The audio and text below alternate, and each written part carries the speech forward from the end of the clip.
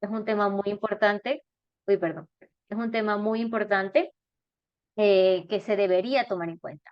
Tenemos también turismo sostenible, una buena propuesta de poder traer un poco más de inversión. El turismo sostenible no es lo mismo que el turismo clásico, que está establecido o diseñado para que solamente se disfrute, más no se cuide y ni se conserven las áreas.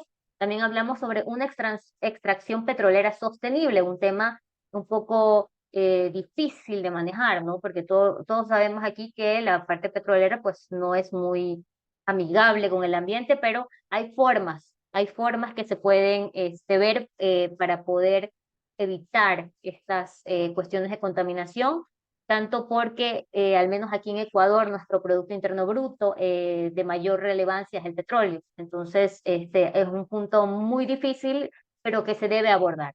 Y por último tenemos la matriz productiva basada en ciclos de vida de los productos. Eso fue un tema que hablamos también con gente de Manabí, porque tienen como que o sea, el sistema que se maneja tanto en la parte industrial, muchas veces se maneja más en la costa, y esto no tiene relevancia en cuestiones de, por ejemplo, la contaminación marina por diferentes productos. Pero bueno, estos son los pequeños ejemplos que les doy sobre lo que se habló en la mesa de economía del ECOI 2023 en Ecuador. Y eso sería todo por mi parte. Muchas gracias.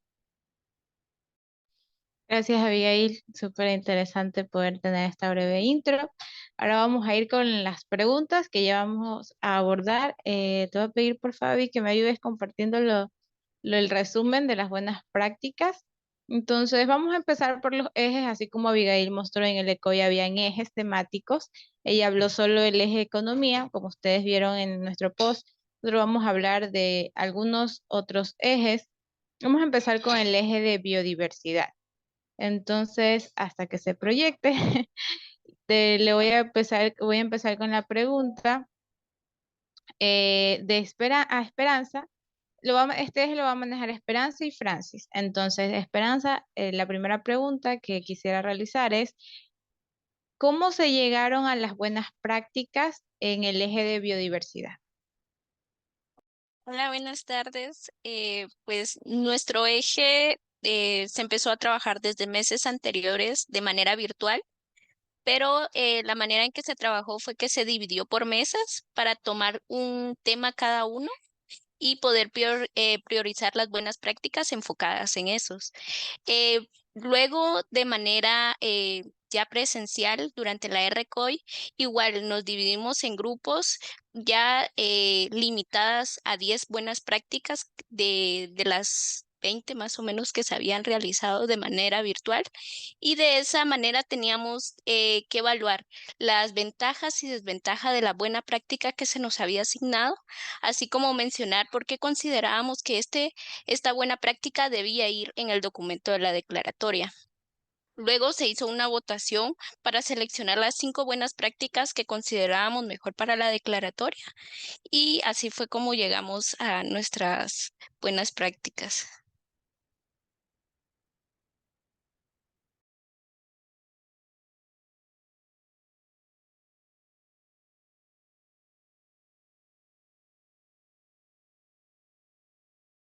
Listo, Disculpen, gracias. ¿me confirman si se puede ver la propuesta? Sí, sí, sí, ya se puede ver. ¿Puedes bajarle un poquito, por favor?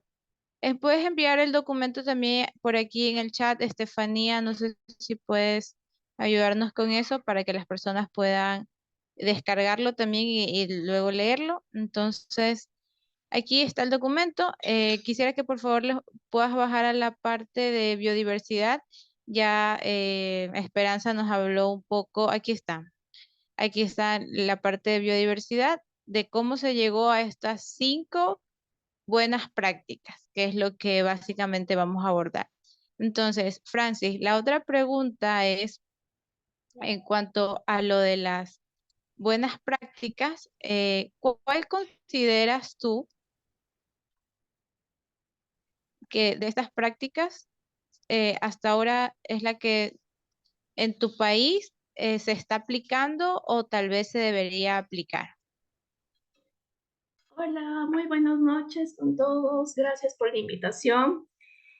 Claro, o sea, las buenas prácticas que se han implementado aquí en nuestro país, o sea, en Ecuador en general, ha sido el kit pedagógico Cultura Oceánica para Todos y también el uso de especies forestales nativas para la conservación y la recuperación de los caudales de agua para el riego y consumo humano en la microcuenca del río Nansiches, que es en Cotopaxi.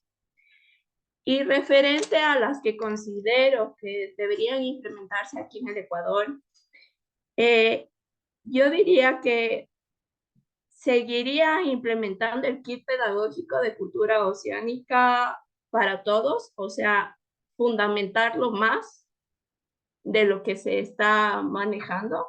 Y también, o sea, implementaría en sí 3 buenas prácticas de las que hemos seleccionado aquí. Y política pública de educación ambiental en territorio de alta vulnerabilidad social y climática.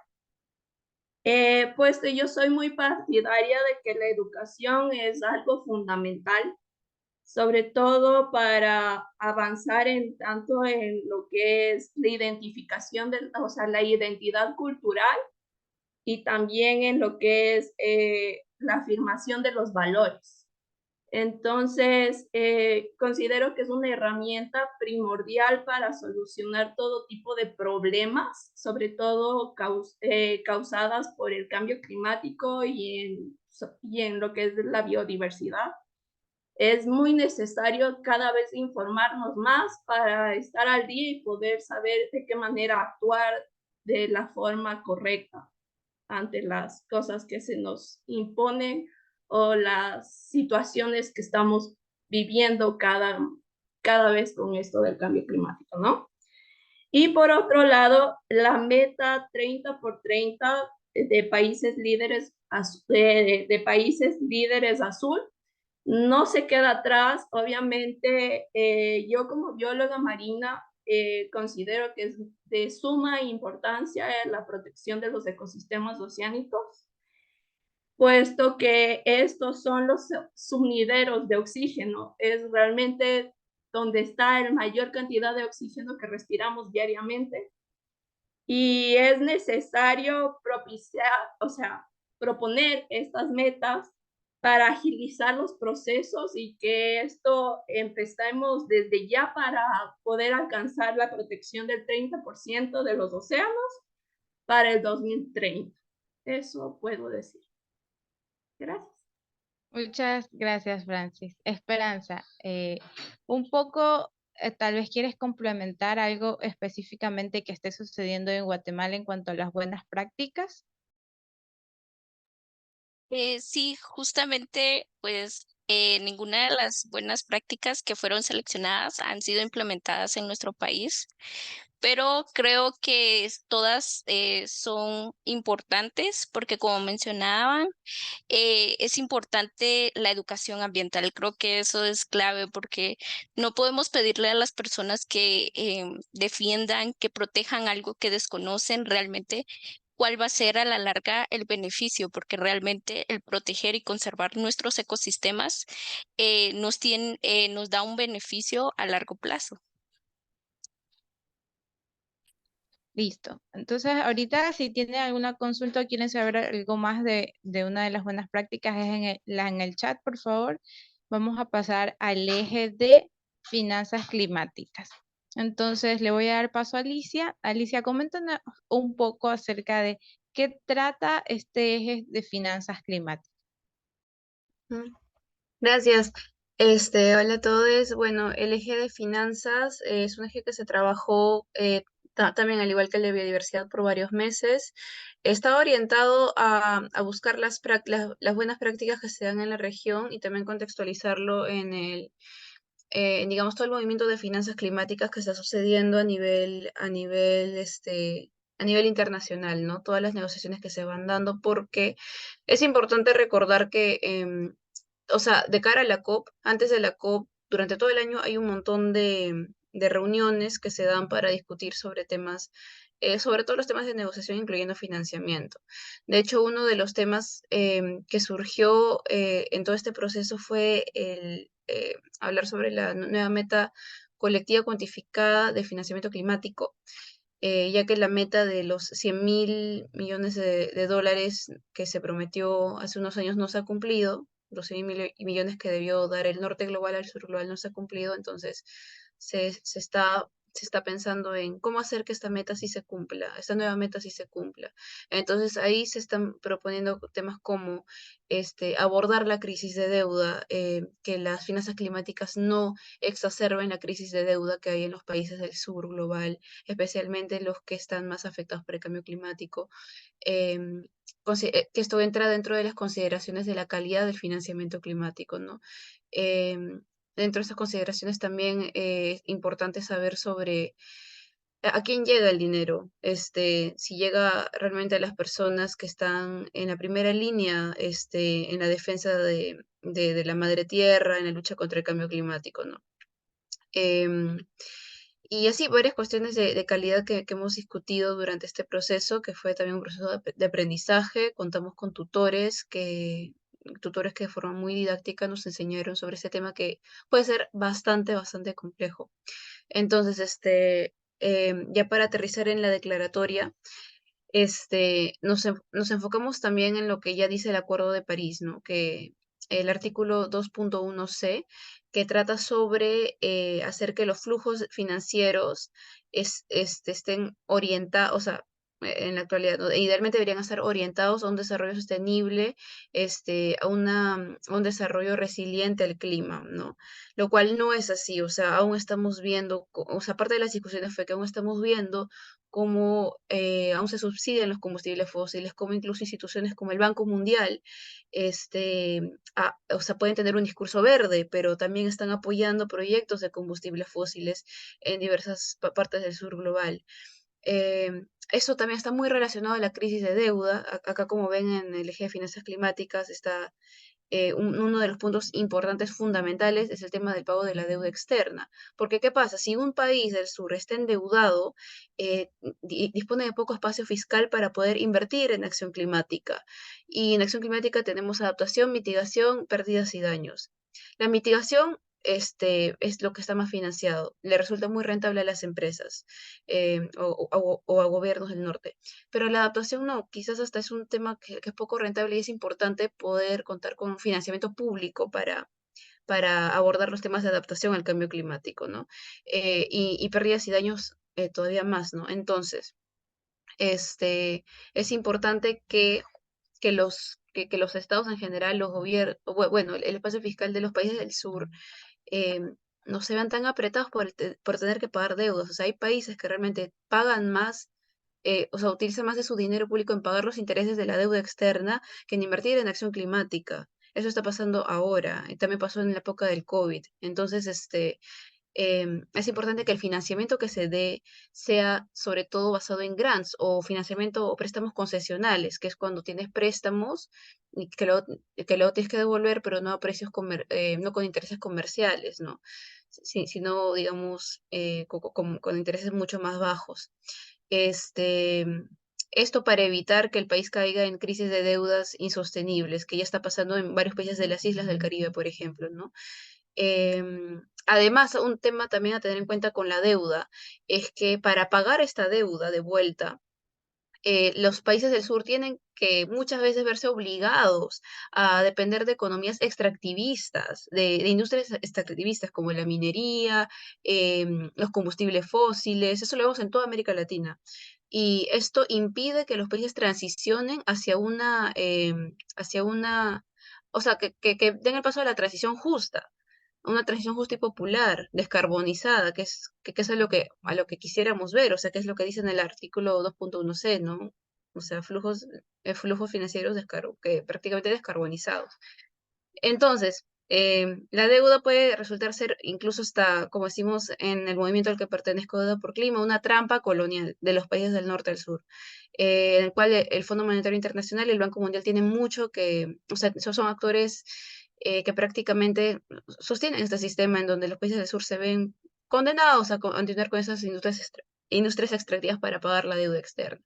Y es importante que en el marco de finanzas climáticas se pueda abordar la crisis de la deuda. Se está abordando la crisis de la deuda en estos diversos diálogos que se están dando antes de la COP. La sociedad civil está siendo muy fuerte, muy vocal en demandar justicia económica, justicia para la deuda, y llamando a la cancelación, incluso a la anulación de la deuda externa, o que se hagan arreglos para realmente aliviar la deuda. Uno de las buenas prácticas que se menciona en la declaratoria es el canje de deuda por acción climática, o por servicios ambientales, ¿no? Entonces, esto es un instrumento que es importante conocerlo porque puede en algunos escenarios y hechos de forma transparente con la participación de la sociedad civil, ser bueno, ser adecuado. Pero es solo un instrumento que hay que usarlo, que es importante usarlo en casos determinados. No es que sea, digamos, quizás aplicable a todos los contextos. En algunos contextos, incluso el canje de deuda puede no ser una buena práctica. Si se hacen a puertas cerradas, si están beneficiando empresas por encima de la población que vive en el lugar donde se pretende hacer un proyecto, ¿no? de acción climática. Entonces, es eso, es un instrumento que hay que analizarlo y o sea, y necesita el escrutinio del público para estar seguros de que sí se va a utilizar de forma correcta. Pero igual, o sea, el canje de deuda no es que necesariamente vaya a aliviar una crisis de deuda de un país, que puede ser una crisis bastante profunda. Pero igual es un instrumento que hay que considerarlo dentro de posibles buenas prácticas para aplicar, ¿no? Sí, no sé si me extendí mucho, pero eso creo que sería un resumen quizás. Sí, gracias Alicia. Súper puntual en las buenas prácticas. Más adelante les voy a comentar un poquito de la práctica de fondos para desastres climáticos. Justo estuve trabajando en ese eje, en la mesa allá en RCOI. No estaba antes de irnos a Bogotá, entonces puedo abordar un poco aquel punto. Pero ya como mencionó Alicia, fue muy puntual en todo, en cómo se están manejando este eje de finanzas climáticas, que es importante tratarlo y conecta con los otros ejes. Eso va a ser una pregunta más adelante para que los ponentes, de una vez les digo, puedan ver cómo se conectan los ejes. Entonces, si alguien quiere más adelante abordarla, ahí lo podemos discutir, ¿no? Entonces vamos ahorita al eje de transición energética. En el eje de transición energética también hay buenas prácticas y aquí habla un poco del impulso de la generación distribuida y comunidades, la participación ciudadana en los planes de transición energética, declaración del litio como caso estratégico, estrategia regional de hidrógeno verde y monitoreo y seguimiento a políticas públicas en materias energéticas. Entonces, Iván, quisiera que nos puedas mencionar por qué es importante el eje de la transición energética justa en la declaratoria. Hola, ¿qué tal? Un saludo. Espero que sí se me escuche. Mi micrófono a veces falla. Perfecto. Vale. Bueno, pues realmente el eje de transición energética justa es bastante importante porque, pues, como por decirlo de una forma coloquial, la vida actual y contemporánea, incluso muchos planes de decarbonización, requieren de un fuerte componente energético. Por ejemplo, según los estudios del IPCC y de la Agencia Internacional de Energía, se requiere que para cumplir con los planes de decarbonización del sector transporte y el sector industria, se triplique la cantidad de energía que se genere. Entonces, bueno, aquí surge una dicotomía de qué pasa si se descarbonizan algunos sectores, pero al final de cuentas la energía que obtengan o la energía que consuman viene de fuentes contaminantes, ¿no?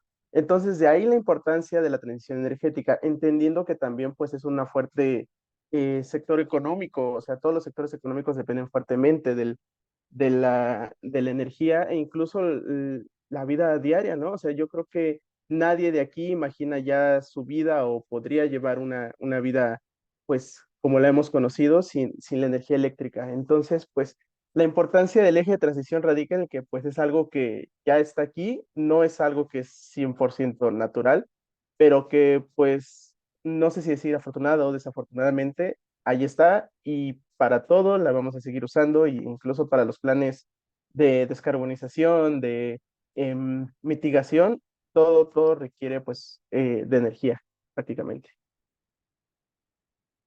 Ok, y cuéntanos acerca de la buena práctica que menciona la declaración de litio como caso estratégico. Claro, bueno, pues esta buena práctica se hizo pensando en que, como ustedes bien sabrán, digo, SOA es una organización experta en océanos y ahorita tiene una fuerte campaña en el océano no se mina, se cuida, muy buena campaña. Pues el litio es un mineral que se puede obtener pues con minería terrestre y con minería submarina y es un mineral muy importante en la transición energética porque las dos principales fuentes de energía que están liderando ahorita la transición energética son eólica y solar. Y esas dos fuentes de energía tienen el inconveniente de que son variables, o sea, no siempre están generando la misma cantidad. Para ello se necesita de alguna forma de almacenar esta energía cuando no se esté generando, cuando se esté generando para poder usarla cuando no haya generación. Es ahí donde entran las baterías, sí, las baterías de almacenamiento, y muchas de ellas están utilizando el litio.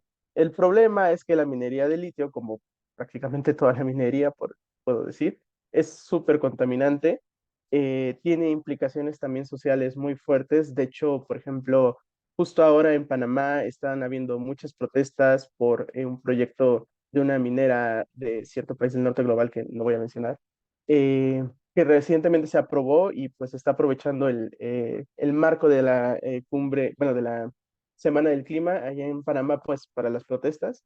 Entonces, eso también nos muestra cómo el litio tiene los impactos sociales, ¿no? Entonces, la intención de esta buena práctica del litio es justamente que se declare como un recurso estratégico, para que su explotación o su uso solo sea en lo fundamental, entendiendo que pues la transición energética sí o sí va a necesitar de litio. También, obviamente, se tiene que impulsar otro tipo de tecnologías que no lo utilicen, pero mientras, pues, utilizar solamente el litio en lo menos posible, que todos estos proyectos de extracción de litio pasen por un fuerte análisis de todos los factores de impacto sociales, ambientales, económicos, antes de ser aprobados, cosas que en teoría debería pasar, pero no está pasando, y sobre todo que cada país que tenga este recurso, pues sea completamente dueño de este recurso y pueda utilizarlo según sus necesidades y según em, sí, según sus necesidades. Se habló mucho durante los trabajos previos que se podía utilizar incluso como un tipo de cambio con el norte global, dado que pues es una tecnología que se utiliza mucho en el norte global, a cambio de esta deuda que se tiene. Entonces, la verdad es que es un tema bastante amplio. Creo que esto sería muy resumidamente de qué trata la declaración y la intención de esta buena práctica. Listo, muy claro, me quedó muy claro, a pesar de que es verdad, el tema es amplio, lo resumiste muy bien, Iván, muchas gracias. Ya mismo igual vamos a seguirte consultando con otras preguntas.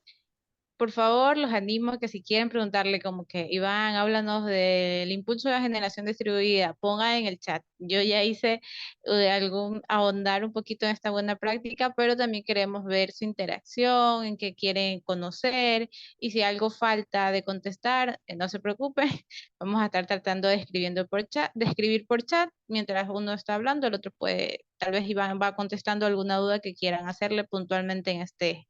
Entonces, quiero hablarle ahorita un poquito de la buena práctica de fondo para desastres climáticos para pasar al siguiente eje, porque siento que va muy relacionada. En el fondo para desastres, ahí, en el fondo para desastres climáticos, se nos dio la oportunidad de poder insertar otra buena práctica y en México salió un representante, se llama Emilio, y él hablaba acerca de la preocupación para el tema de inundaciones y ver la necesidad de que el país pueda estar eh, consciente de tener fondos para esos eventos, que haya una mejor gestión, se puedan salvar vidas, se pueda tener todo este tema de finanzas en un presupuesto. Fue muy interesante porque yo iba con la misma idea, pero desde el punto de vista algo que está próximo a suceder en Ecuador, que estamos a la expectativa de cómo va a suceder y de que no se lastime y no se vulneren los derechos de la naturaleza. Porque hace poco tuvimos, no sé si ustedes leyeron el post que pusimos en Instagram acerca de la adjudicación de playas hablamos un poco, estuvimos viendo y realmente no nos parecía ético que se pueda vulnerar el ecosistema de las playas por el hecho de que las camaroneras se veían afectadas por el evento del niño. Era realmente, estábamos viendo, entendemos el punto económico de que obviamente va a afectar las finanzas, pero este fondo a mí me pareció una idea muy clave y estratégica en el poder pensar en estos desastres, en cómo se va el país a poder ayudar y gestionar para en los temas de desastres climáticos.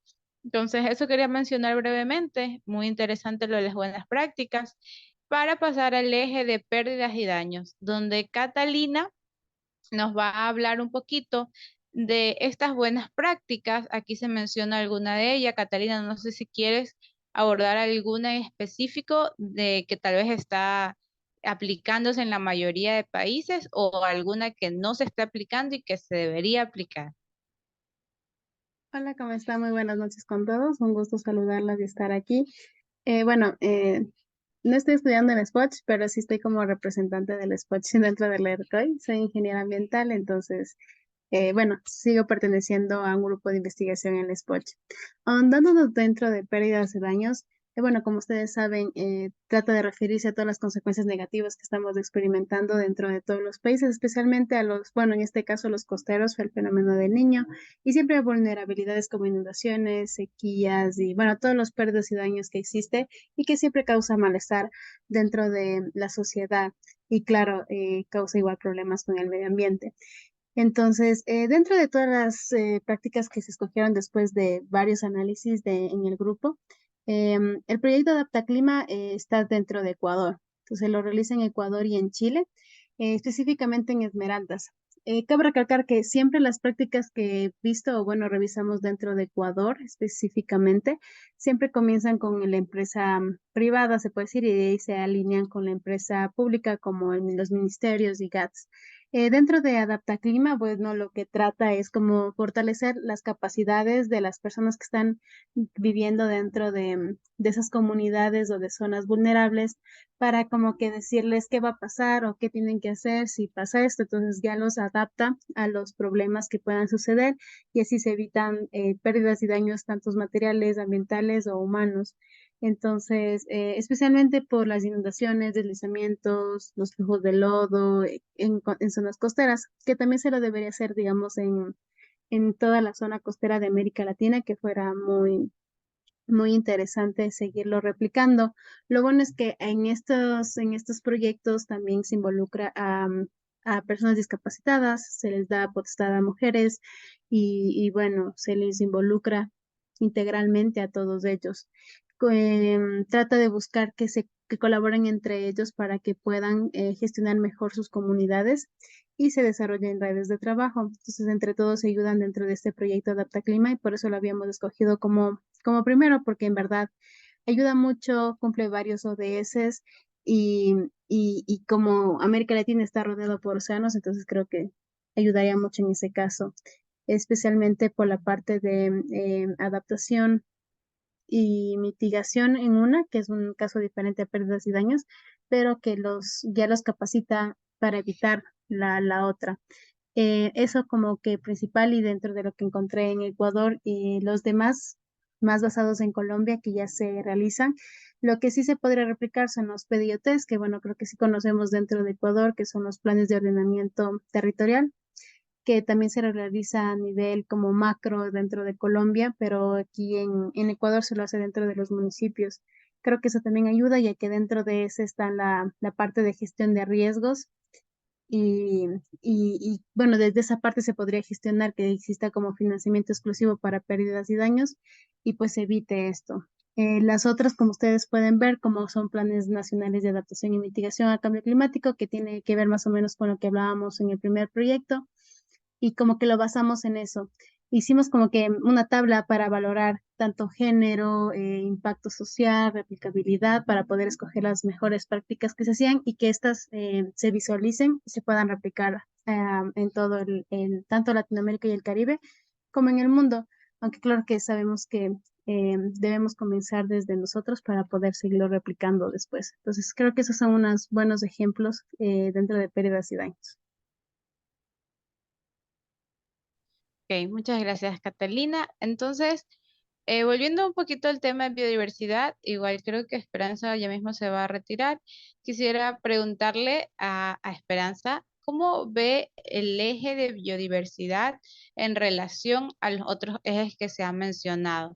Si consideras o en algún momento notaste la conexión de los ejes que se pudieron abordar desde tu punto de vista de la biodiversidad, ¿no? La importancia de los otros ejes.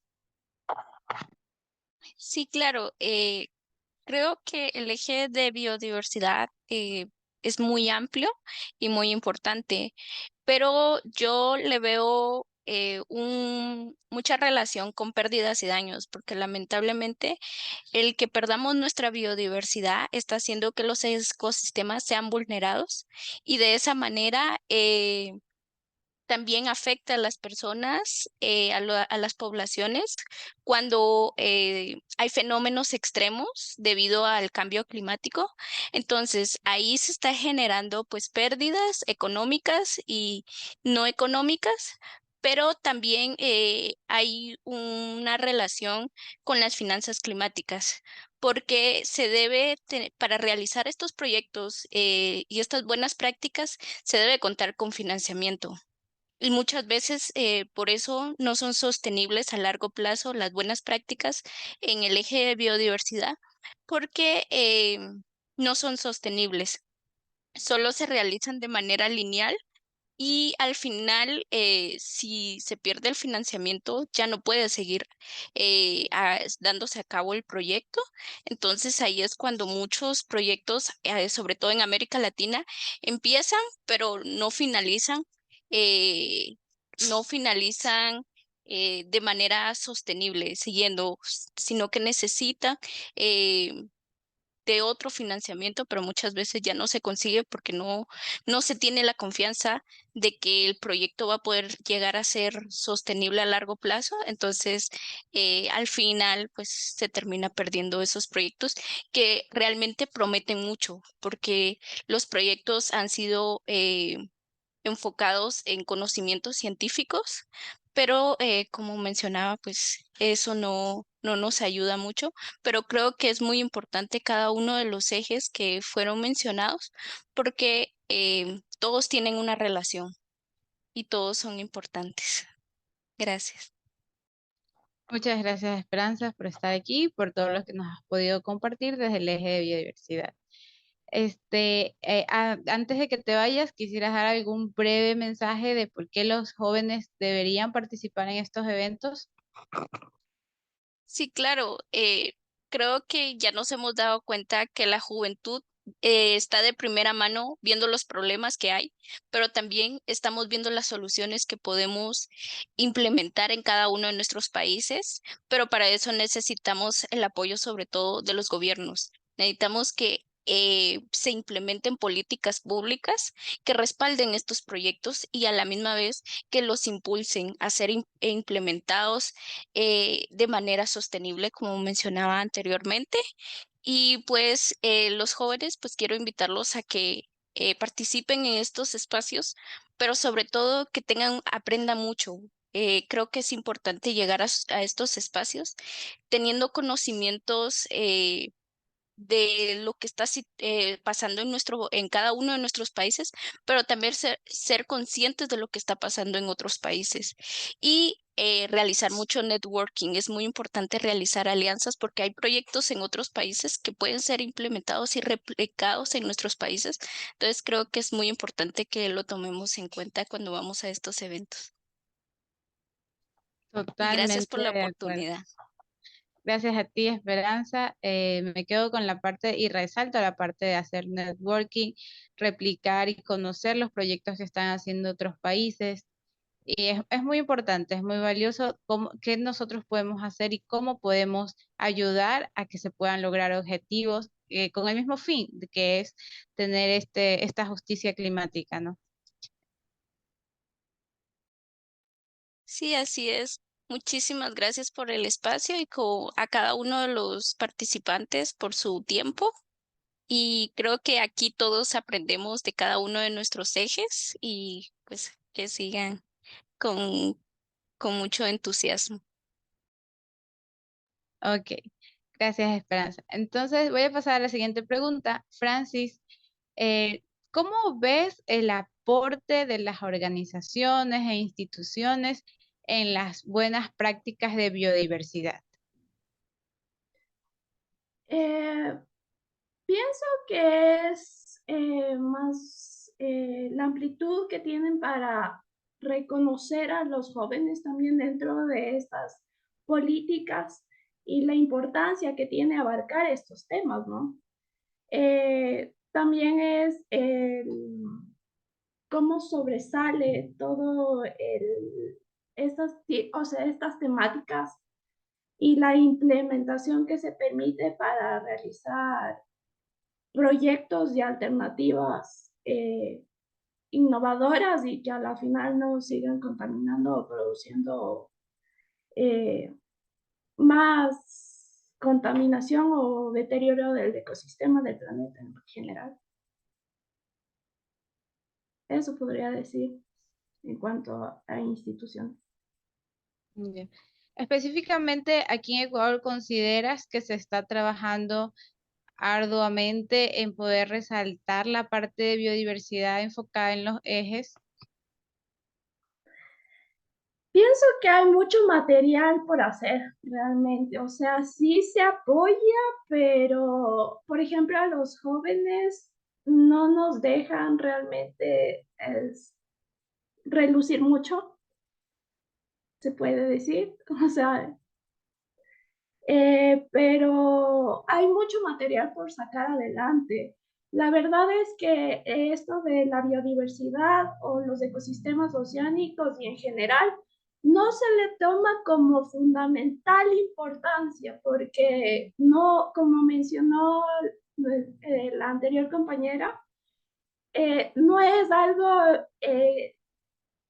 que genere ingresos como tal, sino que es un trabajo más lineal y que es bastante tiempo el que abarca para regenerar un ecosistema, para regenerar la biodiversidad, para regenerar, para arreglar, o sea, en teoría arreglarlo, porque una vez que se destruye un ecosistema es un proceso demasiado largo para que vuelva a mejorar o a restablecerse en cierta forma, porque siempre va a estar un poco destruido.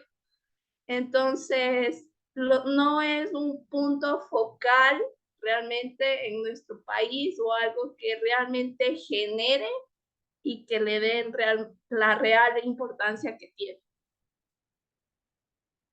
Listo. Me parece muy interesante la parte de los jóvenes y con esta palabra quisiera, Iván, que nos comentes cómo ves el empoderamiento de jóvenes en el eje de transición energética justa y a la par la influencia o tal vez el trabajo que también están haciendo las instituciones enfocado desde tu experiencia a nivel global o tal vez mencionarnos un poco en tu país. Vale, pues de entrada, creo que no solo el eje de transición energética, sino todo lo que tiene que ver con las LCOI y RCOI es una eh, gran muestra del potencial que tienen las juventudes. Es algo, pues, muy empoderante ver tantas personas de tantas regiones, de tantas y tan diversas realidades, bajo un mismo objetivo y con muchísimo conocimiento y con propuestas que la verdad no se ven en muchísimos otros lugares que supuestamente tienen a personas expertas con años en la industria. Realmente en espacios como estos, yo creo que por esta diversidad de visiones, pues surgen propuestas que la verdad son bastante disruptivas y la verdad es que no se encuentran en todos lados. Em, pero pues creo que es algo pues muy positivo. A mí la verdad me pone muy, muy alegre cada que me entero de que alguna propuesta que escuché en el RECOI, en algún LECOI, se materializa. Entonces, pues yo creo que es un buen motivante para que sigamos trabajando en este tipo de cosas, que rompamos con el adultocentrismo que impera todavía mucho en el mundo y desgraciadamente sobre todo en Latinoamérica, que se demuestre que pues sí somos una generación que le gusta quejarse mucho, pero que también le gusta mucho proponer. Y bueno, pasando a la otra pregunta para no extenderme tanto, sobre el papel de las instituciones y las organizaciones en transición energética, pues justamente hicimos una evaluación de actores clave para las buenas prácticas y pues nos dimos cuenta de que solamente después de gobierno, que yo creo que el gobierno tiene que estar pues pendiente de todas las buenas prácticas de todos los ejes, solamente después de gobierno las instituciones eran el segundo actor que más buenas prácticas abarcaba. Y es que si lo ves, por ejemplo, un ejemplo muy puntual en el eje de transición es que propusimos la creación de instituciones que observen y den monitoreo a las políticas en materia de transición energética. Eso realmente yo creo que sí compete a instituciones y organizaciones no gubernamentales, que sean verdaderamente independientes.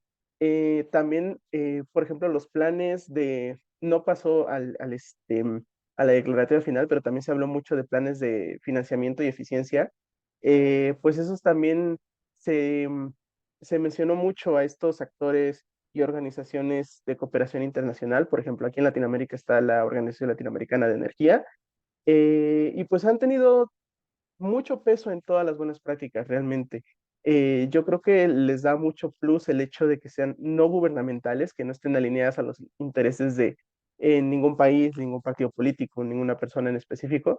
Y también les da muchísima fuerza el hecho de que pues ya estén mucho más articuladas. Yo creo que en estos últimos 2 años la región de Latinoamérica se ha unificado bastante, tiene mucha más cohesión y pues esperemos que esto fortalezca a todas las organizaciones e instituciones no gubernamentales de la región y pues a seguir bajo el mismo objetivo que es pues alcanzar la sostenibilidad, la descarbonización completa. Genial, muchas gracias por lo que nos has compartido, Iván. Ver esta interacción desde el punto de vista de transición energética. Y me quedo con la parte de las ideas, las propuestas, el cómo lo está llevando América Latina. A mí me pareció muy interesante también ver cómo cada país tenía problemáticas y todos concordábamos en cosas que decían, yo pensé que esto solo pasaba en mi país. Y decían, no, también pasa en el mío, o esto le falta a mi país. Y fue realmente una cosa de decir, wow, esto ha sido en todas partes y ver qué desafiante es, ¿no? Es muy interesante. Alicia, en el tema de finanzas climáticas, la verdad es que yo considero que yo estuve en ese eje, ¿no? Pero fue una de las mesas que yo sentí más acaloradas. Y cada país tenía su problemática en finanzas climáticas, pero quisiera saber cómo ves los desafíos que se trataron en los ejes, bueno, para llegar a las buenas prácticas. O si tal vez, o sea, sí hubieron temas que quedaron afuera, tal vez que no se pudieron poner en las buenas prácticas, pero no sé si personalmente tú consideras que haya uno que se pueda abordar en la siguiente RCOI, o que tal vez los jóvenes ya están tratando de poder capacitarse y plantearlo en la futura mesa que se tenga. Bueno, yo creo que, o sea, sobre todo los temas relacionados al manejo de la deuda, o sea, sé que ya está el tema de canje de deuda y una buena práctica. Para la próxima RECO, y no sé si seguirá con la modalidad de proponer buenas prácticas, pero creo que es importante también tener una mirada crítica a estos instrumentos, ¿no? Como les menciono, uno es el canje de deuda, pero hay otros instrumentos que también se pueden dar. Y en general creo que es un tema, o sea, finanzas climáticas es un tema bastante amplio, técnico, con muchos puntos de vista. Hay algunos instrumentos o prácticas que pueden parecer adecuadas por un lado, pero por otro lado, otras poblaciones, otros puntos de vista pueden verse también bastante perjudicadas con ellos. Es por eso que yo creo que mucho también hay que hacer en estos eventos y, bueno, sobre todo en la fase previa, capacitarnos muy bien de distintas fuentes. O sea, algo que sí me gusta mucho de este tema es que hay bastantes grupos de sociedad civil, de academia de América Latina, que brindan bastantes capacitaciones sobre finanzas climáticas, sobre distintos aspectos de ellas, incluso la reforma del sistema financiero, que creo que es algo que sí o sí tenemos que entenderlo y entrar al debate y dar una mirada desde las juventudes. em, porque, o sea, lo cierto es que las finanzas climáticas se están dando en el marco de un sistema financiero que está obsoleto, que es desigual, que es colonial y que ya se están dando los debates para poder transformarlo. Obviamente hay todavía un largo camino para recorrer para que realmente se tenga un sistema financiero justo. Esperemos poder ver eso materializado algún día, que no sea muy lejano, porque el clima depende de eso. Este, pero sí, o sea, yo creo que es un debate en el que tenemos que estar presentes, porque, o sea, porque podemos verlo desde distintas perspectivas. Justo hoy estaba viendo en temas de la deuda externa, cómo también hay que tener una perspectiva feminista de la deuda externa, cómo la deuda externa y las crisis de deuda también exacerban problemas en cuanto a los cuidados a los que mayormente se ven sometidas, o bueno, más que sometidas, que son tareas que mayormente realizan las mujeres, ¿no? Bueno, sí, para no alejar mucho del tema, de todas maneras, sí, o sea, finanzas climáticas es un tema que también puede ser acalorado, pero también puede ser un espacio de mucho aprendizaje, de mucha reflexión sobre las relaciones desiguales que vivimos en este sistema económico capitalista, em, y que creo que las soluciones tienen que salir desde el territorio, desde las juventudes, desde los grupos más vulnerables. ¿Cómo vemos, cómo visualizamos unas finanzas climáticas justas? Y yo creo que si bien hay buenas prácticas que ya han surgido, definitivamente se pueden dar mejores escenarios eh, en donde sí se beneficien a las poblaciones bueno, que están ahí en primera línea frente al cambio climático, ¿no? Y que cuidan de la biodiversidad, que cuidan de las fuentes de agua, ¿no? Eso, pero sobre todo la importancia de la capacitación, porque es un tema complejo, pero sí se puede. Sí, muy cierto lo que mencionas en cuanto a poder seguir capacitándonos y trabajar en los debates porque realmente finanzas climáticas tenía muchas cosas, era un hilo, algo que recordaba en una de las charlas, el tema de cómo consumimos también, cómo estamos siendo en esta red de consumidores, también poniendo esta conciencia ambiental, esta conciencia de cuidado en el clima.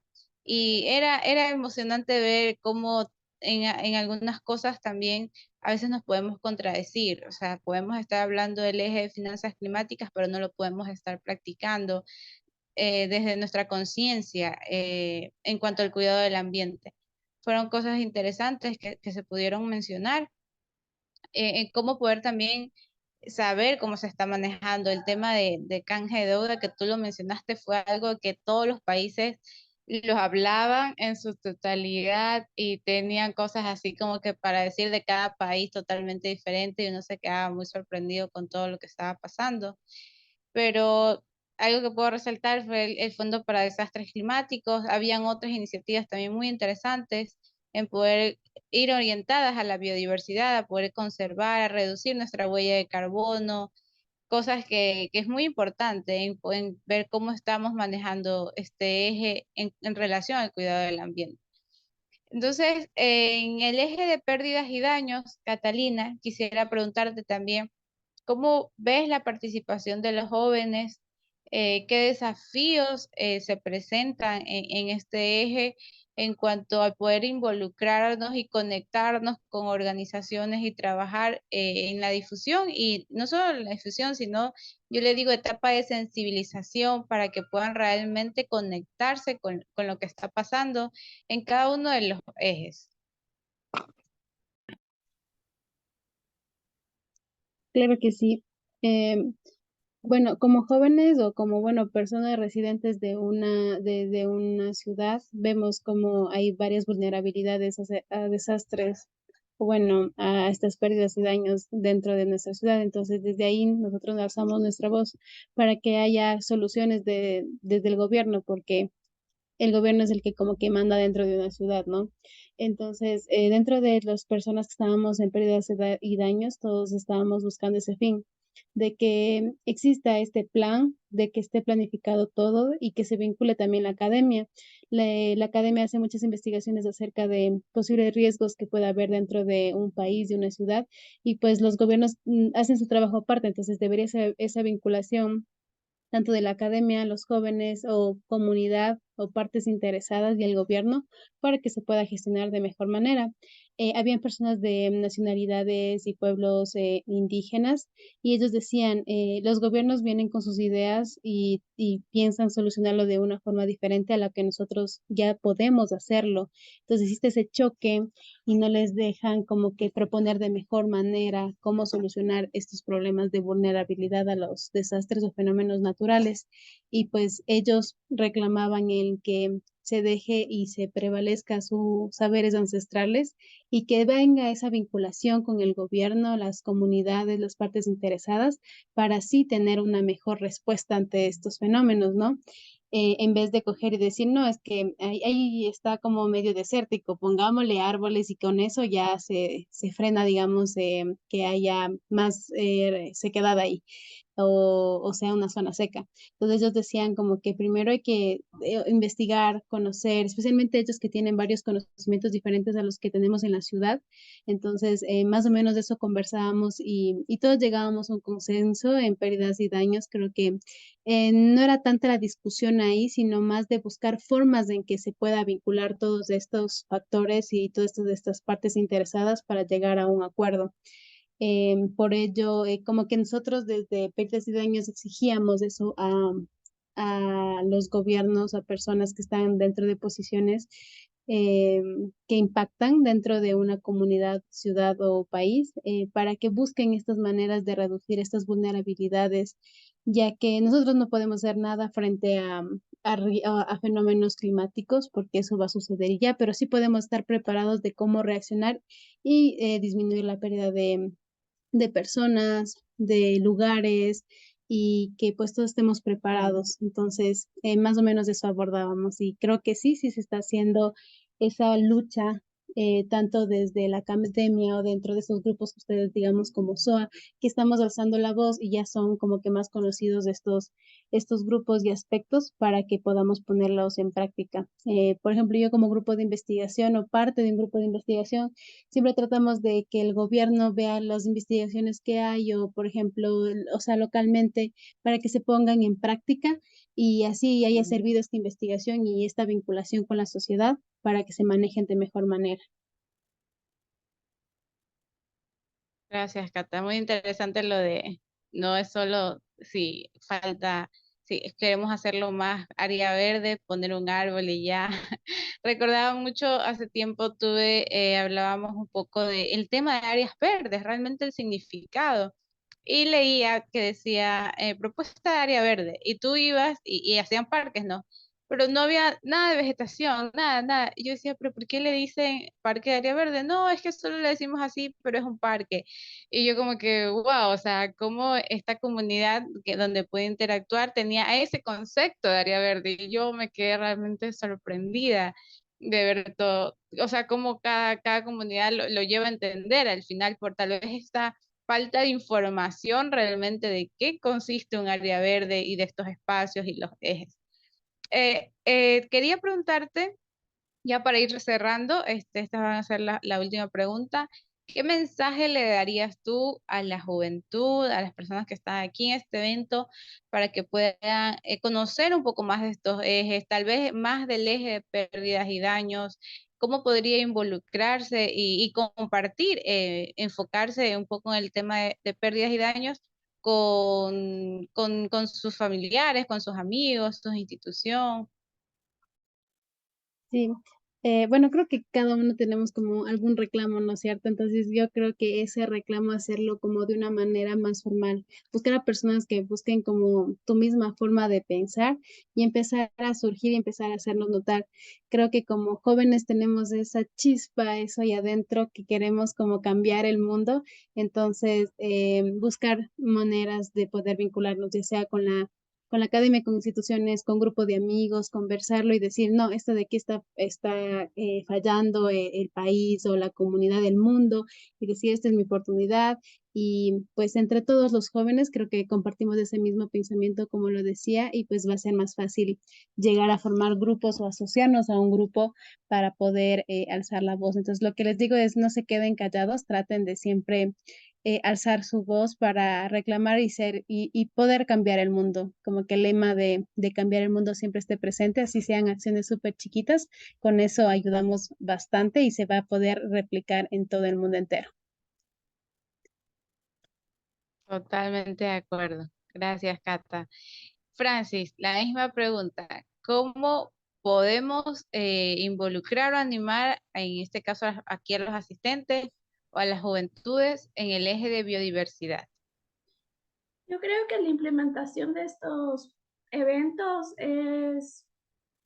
o sea, es fascinante realmente. Les invito a todo el mundo que se arriesgan a esto, porque primero empiezas o sea, aprendes muchos temas que yo, al menos, por ejemplo, en la perspectiva de políticas, yo decía, ¿cómo yo meterme en el tema político? Yo siempre veía la perspectiva biológica, más no el tema político, pero es necesario para involucrarnos más, empoderarnos, incluso dar nuestros puntos de vista, nuestra visibilizar las ideas que tenemos y que de alguna forma tenemos que exteriorizar al resto de personas. Yo creo, como dice, así sea con un granito de arena, tratar de mejorar toda la situación en sí. Y me quedo en especial con una frase que nos mencionó la vicepresidenta de Colombia en esta RCOI, en esta RCOI, que fue, recuerden que no todo el tiempo vamos a ser jóvenes, sino que ya llegaremos a una etapa que seremos una generación también pasada, vieja, y qué futuro queremos reflejar o dar a nuestras futuras generaciones. Y a mí me impactó mucho esa frase porque es una realidad. O sea, nosotros ahorita tenemos la obligación y el deber de mejorar la situación para las siguientes generaciones, o si no, para las siguientes generaciones no tendrán nada. Y yo no quiero dejar un mundo en el que ya no sea habitable. O sea, es así. Gracias, Francis, por la frase. Creo que mucho ánimo. Alicia, ¿qué mensaje le darías a la juventud en el eje de finanzas climáticas que se pueda involucrar, pueda conocer y también como que llegar a conectar con las instituciones, porque a veces es importante intentarlo, aunque luego las instituciones nos desanimen, el gobierno nos desilusione, es importante, considero yo desde mi punto de vista, poder tener también este acercamiento con nuestros gobiernos locales. Sí, bueno, el mensaje, claro, es necesario acercarnos a las autoridades y para eso creo que, sobre todo en finanzas, al ser un tema tan amplio, tan técnico, incluso dentro de lo técnico, diferentes corrientes de pensamiento, yo creo que es importante también que nos podamos aliar de forma intergeneracional y que tanto los grupos de jóvenes podamos no solamente recibir capacitaciones, sino también poder, bueno, de expertos, sino también poder dar nuestra opinión, nuestras visiones, también desde diferentes colectivos que podamos integrar aparte del movimiento ambiental, que pues, pueden ser colectivos feministas, pueden ser también colectivos de juventudes indígenas, para poder aportar al debate. Entonces, sí, yo creo que básico es formar una red intergeneracional, generar alianzas porque lo que lo que me gusta mucho del mundo de las finanzas climáticas es que los colectivos de sociedad civil, o think tanks, expertos de la academia, que tienen una visión más justa de la economía, del sistema económico mundial, o de cómo debería ser en realidad, están muy prestos a trabajar con juventudes, a poder armar eventos en conjunto, o sea, es clave poder armar estas redes, ¿no? Así que yo les recomendaría eso. También aprovechar que acá en Latinoamérica hay sociedad civil, hay academia, que brinda estos espacios en español. Y eso es algo que es muy importante porque muchas veces en los temas de finanzas se quiere excluir a Latinoamérica. Hasta se lo ve como una región no muy vulnerable, cuando en verdad somos muy vulnerables, mucha desigualdad, también hay una rica biodiversidad y todo que la quieren explotar las industrias extractivas. Entonces, es importante que no, que Latinoamérica se una como región, se una de forma intergeneracional, se una de forma multidisciplinaria, porque también nosotros venimos de distintos, o sea, dentro de la juventud también hay, o sea, hay mucha diversidad en cuanto a los distintos espacios donde activamos. Entonces, es también importante poder complementar eso, ¿no? Y sí, o sea, el tema de finanzas climáticas en realidad también está dentro de toda una lucha anticapitalista, una lucha anticolonial, que incluso va más allá de solamente enfocarse en cambio climático, en emisiones, también va obviamente a una duda luchas de justicia social.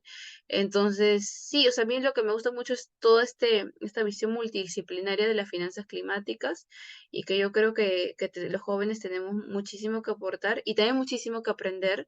Siempre la mente abierta, siempre se puede aprender mucho, mucho más y de verdad que a veces sorprende cuando uno se va metiendo y entendiendo cómo funciona este sistema.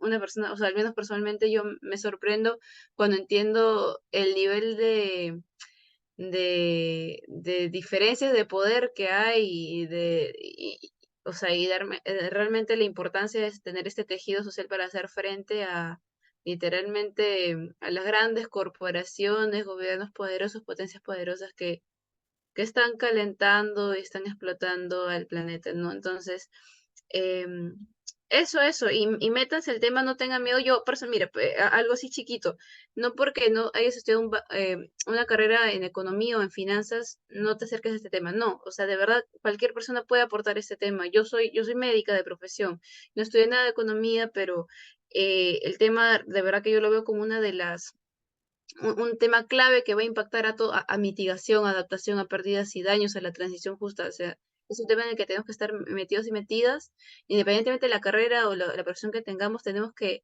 entrar, capacitarnos y podemos aportar, de verdad que se puede. Y a cualquier edad, todo, o sea, métanse sin miedo y de verdad que al menos yo estoy también en el grupo de Yongo de finanzas climáticas junto con Jen, que fue también una persona clave dentro de todo el proceso de armar la declaratoria. Seguro los que han ido a la RCOI lo han conocido. Y sí, en el grupo estamos bastante prestos a seguir trabajando, a seguir mejorando la presencia de juventudes latinoamericanas en el grupo para poder mandar submissions a los procesos, a todos estos procesos de negociación dentro de la Convención Marco de Cambio Climático, que son a lo largo del año, que así no se puede ir a la COP. Igual durante el año tenemos muchas oportunidades para poder hacer abogacía desde las juventudes, para aportar nuestro granito de arena. Entonces, los invito a que trabajemos juntos, ¿no? Y eso, muchas gracias. Gracias, Alicia. Súper, me quedo con el metámonos y unámonos y estemos ahí presentes. Ese sentido de ser un colectivo, de ser una familia en temas de justicia climática es muy importante. Y el otro eje, para terminar, de transición energética justa. Iván, coméntanos qué mensajes te le darías en este eje a las juventudes, a poder nosotros también desafiarnos, a no verlo como algo alejado, porque cada eje podría decir, no, solo me quedo en el eje de biodiversidad o solo en el de finanzas climáticas, pero realmente creo que todos nos hemos dado cuenta que todos estos ejes son importantes en el clima. Todos estos ejes realmente se conectan en algún momento y cada uno le ayuda al otro. Entonces, Iván. Sí, vale. Pues yo quisiera comenzar, algo que a mí me ha ayudado mucho a entender la interseccionalidad de todo lo que estamos tratando, es imaginar ¿cómo sería la realidad si no existiera, vamos a poner en mi caso, la energía? ¿Qué tanto cambiaría tu vida si no existiera, ya no solo hablemos de energía eléctrica, ¿no? Que sin ella no estaríamos aquí precisamente teniendo una videollamada, sin entender que necesitamos energía para calentar nuestros alimentos, necesitamos energía para refrigerar también los alimentos, necesitamos energía para aclimatarnos, necesitamos energía para los hospitales. Y lo mismo se puede aplicar a todos los ejes. ¿Cómo cambiaría el sistema financiero si no existieran la digitalización actual? ¿Cómo se gestionarían o cuantificarían las pérdidas y daños? O al revés, ¿no? ¿Cómo funcionaría un sistema eléctrico si no existiera un sistema financiero?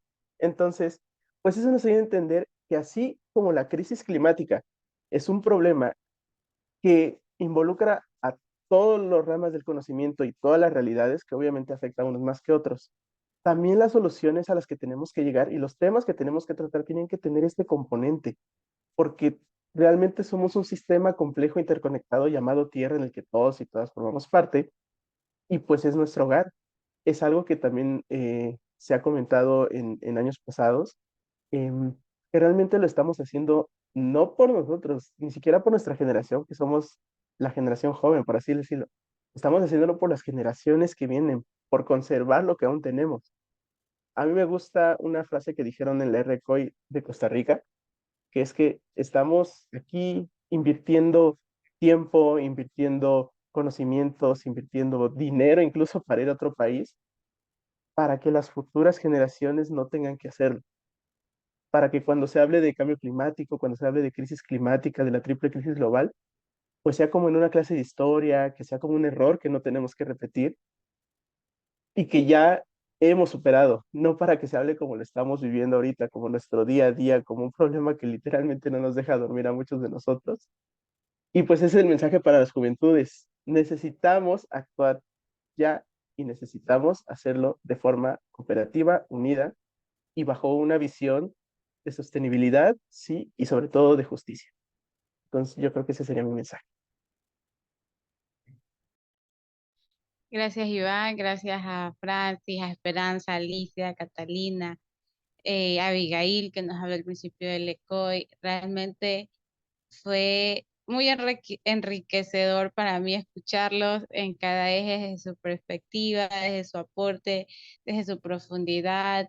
Sentía que revivía la RCOI un poquito cuando los escuchaba. No pude estar en todas las mesas, obviamente nos dividieron en trabajo por algunas mesas, pero fue muy bueno poder tener este espacio para transmitir un poco de lo que recibimos en RCOI y me quedo con, o sea, les animo a recordar que tenemos un solo planeta. Es un solo planeta y cada quien puede verlo del color que sea, puede verde, azul, porque a veces nos dicen, no, como ustedes son del océano, solo ven el planeta de manera azul, pero es nuestro enfoque poder ayudar en el entorno del ODS 14, los océanos, pero hay personas que están trabajando en otros ejes, en finanzas climáticas, que es igual de valioso, en pérdidas y daños, transición energética. Cada aporte realmente es importante para el cuidado de nuestro planeta. ¿Qué estamos haciendo cada uno de nosotros por este único planeta que tenemos? Y el desafío es para nosotros y también para las generaciones que están a nuestro alrededor, ¿no? Esas personas que están allí y que tal vez no se han conectado aún o no se han sensibilizado con cómo se encuentra nuestro clima, qué estamos haciendo, cómo vamos a difundir, cómo vamos a aportar y no caer en el error o en el sistema de venir haciendo algo solo porque así se ha transmitido o así se ha enseñado desde nuestro punto de vista actual, sabiendo que tal vez le está haciendo daño al planeta, sino poder decir, marcar la diferencia, ¿no? Ser conscientes de todo el daño que se tiene actualmente. Hay muchas investigaciones que hablan de cómo está actualmente nuestro planeta en eje económico, en eje de diversidad, en eje de energías. Entonces, nosotros como jóvenes estamos desafiados a poder invertir nuestro tiempo en nuestras ideas, en poder dar soluciones que tal vez nos sentamos que no nos están escuchando, que nunca nos van a escuchar, pero en algún momento, como decía Alicia, aunque no era su carrera, poder aportar, estar allí escuchando a los expertos, todas estas charlas de las RCOI pueden revivirlas en YouTube, está el canal, si ustedes quieren volverlas a ver, pueden escribirnos por Instagram, pueden conectarse, ver los otros movimientos que están haciendo todas las demás organizaciones para que ustedes puedan conectar. Entonces, creo que eso, para que ya no se nos haga más tarde, muchas gracias por poder estar aquí en este evento, por poder ver un poco, conocer un poco de los distintos ejes y también de nosotros. Les voy a animar a que podamos encender nuestras cámaras, por favor, para tomar una foto final, ya para cerrar el evento. Estefanía, te pediría que nos puedas ayudar con la foto para poder luego compartirla en nuestras redes, ¿ya? Tal vez está bien enviarla por aquí en el chat para que los ponentes también puedan tenerla.